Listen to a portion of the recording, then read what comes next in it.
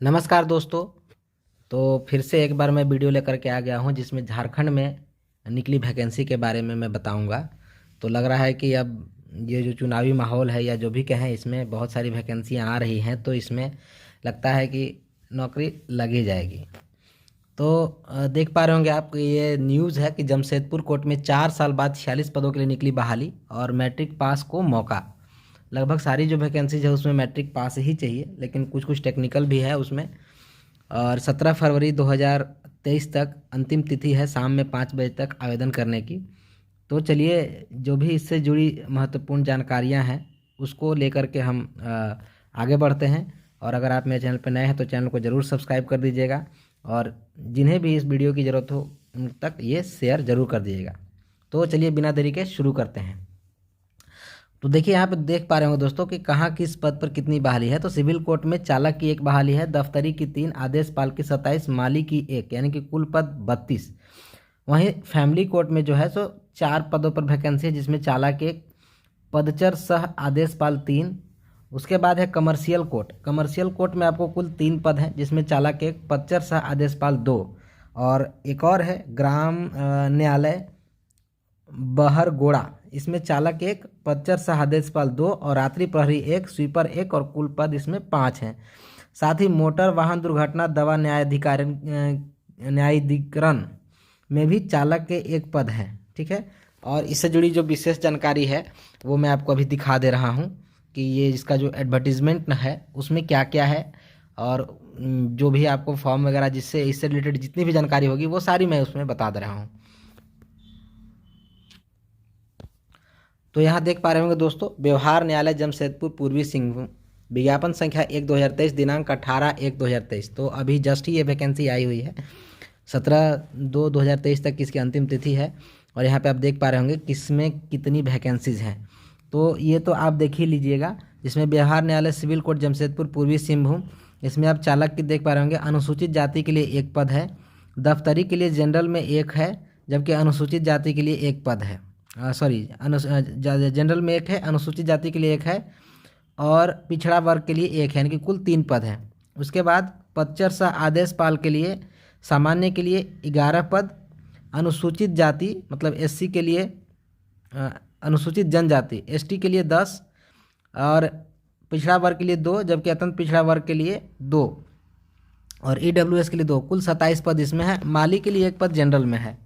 उसी तरह से कुटुंब न्यायालय में आप देख पा रहे होंगे, फैमिली कोर्ट में चालक का 1 पद है जनरल में, और पदचर सह आदेशपाल जनरल के लिए 1 और 1 पद एसटी के लिए है। कुल 3 पद हैं। फिर वहीं वाणिज्यिक न्यायालय कमर्शियल कोर्ट में जो है सो ड्राइवर के लिए 1 और पदचर सह आदेशपाल के लिए 1 पद जनरल के लिए, जबकि 1 पद एसटी के लिए है। कुल 2 पद इसमें है। उसके बाद आप देख पा रहे हो ग्राम न्यायालय बहरागोड़ा जमशेदपुर में ड्राइवर के लिए 1 पद, पदचर सह आदेशपाल के लिए 2 पद हैं, जिसमें 1 पद जनरल के लिए और 1 पद आपका एसटी के लिए है। वहीं रात्रि प्रहरी के लिए 1 पद जनरल में और स्वीपर के लिए 1 पद जनरल में है। मोटर वाहन दुर्घटना दावा न्यायाधिकरण जमशेदपुर में भी आप देख रहे होंगे ड्राइवर के लिए 1 पद है, जबकि पदचर सह आदेशपाल के लिए 1 पद है। अब यहाँ पे जो जरूरी चीज़ें हैं वो यहाँ पे आपको शैक्षणिक योग्यता और वेतनमान जो है उसके बारे में दिया हुआ है। तो आप देख पा रहे होंगे यहाँ पे ड्राइवर के लिए जो है वो वेतनमान 19,900 से 63,200, यानी कि लेवल 2 का ये जॉब है। बहुत अच्छा है। और इसमें क्या चाहिए आपको, तो आपको होना चाहिए ये मैट्रिक या मैट्रिक व समकक्ष एवं साथ में एलएमवी लाइट मोटर व्हीकल का ड्राइविंग लाइसेंस, मतलब कि आपको 4 व्हीलर की ड्राइविंग लाइसेंस होनी चाहिए और मैट्रिक पास होना चाहिए।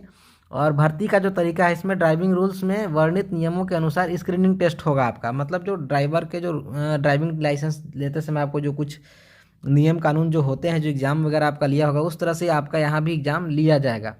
उसके बाद आप देख पा रहे होंगे यहाँ पे दफ्तरी के लिए ग्रुप सी की ये भी नौकरी है, लेवल 1 में है, लेकिन ये तो थोड़ा उससे मतलब कम होगा इसमें सैलरी, लेकिन इसमें भी मैट्रिक पास होना चाहिए और इस क्षेत्र में 1 वर्ष का कार्यानुभव चाहिए। उसके बाद इसमें आपका कौशल जांच एवं साक्षात्कार होगा, इंटरव्यू होगा और आपका स्क्रीनिंग टेस्ट होगा, टेक्निकल जो भी इसमें काम होता है उससे रिलेटेड।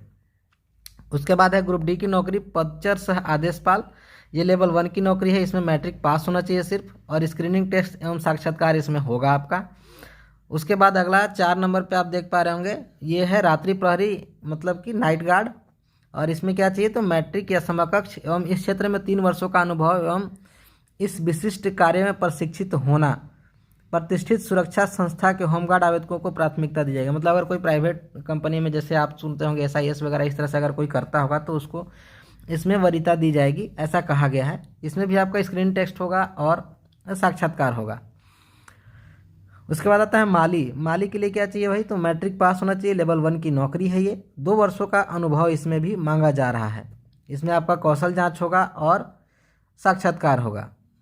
उसके बाद है स्वीपर के लिए आपको क्या चाहिए, तो लेवल 1 की नौकरी है, मैट्रिक पास होना चाहिए, 2 वर्षों का अनुभव होना चाहिए। इसमें भी आपका कौशल जांच होगा और साक्षात्कार होगा। आगे और इसमें क्या महत्वपूर्ण जानकारी आपको चाहिए वो मैं आपको बता दे रहा हूँ। इसमें आप देख पा रहे होंगे यहाँ पे एज से रिलेटेड है। उपरोक्त पदों एवं उम्मीदवारों की उम्र सीमा दिनांक 1/8/2022 को कम से कम 18 वर्ष तथा सामान्य जाति के लिए अधिकतम 35 वर्ष, पिछड़ी जाति अत्यंत पिछड़ी जाति के लिए अधिकतम 37 वर्ष, महिलाओं के लिए 38 वर्ष तथा अनुसूचित जाति और जनजाति पुरुष महिला के लिए अधिकतम 40 वर्ष होना चाहिए। ये आपकी एज लिमिट हो गई। फॉर्म को कैसे यहाँ पे भेजना है, यहाँ पे आपको देखिए 8 और 9 में ये डिटेल्स दिया हुआ है।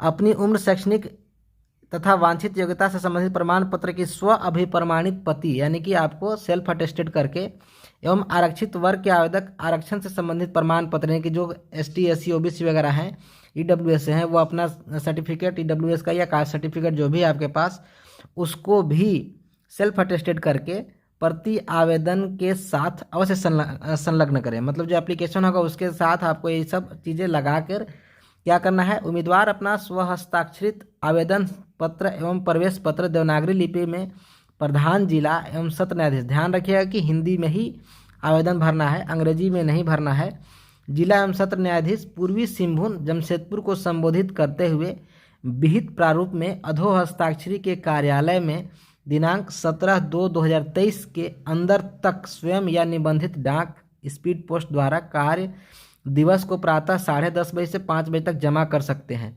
मतलब 17 फरवरी 2023 तक आप खुद से जा करके या स्पीड पोस्ट के माध्यम से जो आपका आवेदन है उसको भेज सकते हैं। ध्यान रखें कि आवेदन को आपको हिंदी में ही भरना है। आगे एक और महत्वपूर्ण जानकारी है जो यहाँ 10 नंबर में है आपकी। आवेदक आवेदन प्रारूप के साथ 3 अद्यतन पासपोर्ट साइज का फोटो संलग्न करेंगे।